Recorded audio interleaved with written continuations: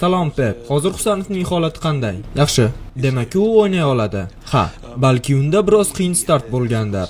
Biroq endigina 21 yoshda va unda yaxshigina til baryeri bor edi. Husanovmi? Ha, va uning Premier Ligaga moslashuvi seni hayratlantirmadimi? Tan olaman, u William Shakespearedek gapirmaydi. Lekin kundan kunga yaxshilanib boryapti. U biz nimani xohlayotganimizni tushunadi.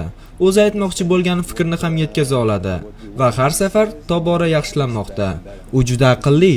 Odatda odamlar uni faqat jismonan kuchli, baquvvat va tezkor futbolchi deb o'ylashadi. U har doim maydonda to'g'ri pozitsiyalarni egallaydi.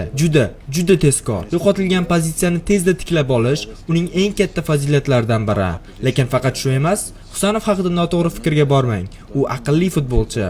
Odatda bunday jismoniy imkoniyatga ega futbolchilar o'yinni o'qiy olmaydi va faqat kuchiga tayanadi. Unda esa ikkalasi ham bor. Shu sababli u to'p bilan ham kundan kunga yaxshilanmoqda. U rivojlanishga chanqoq va u yanada kuchayishi mumkin. Men yaqinda aytgandim. City markaziy himoyada uzoq yillar xizmat qila oladigan futbolchini topdi.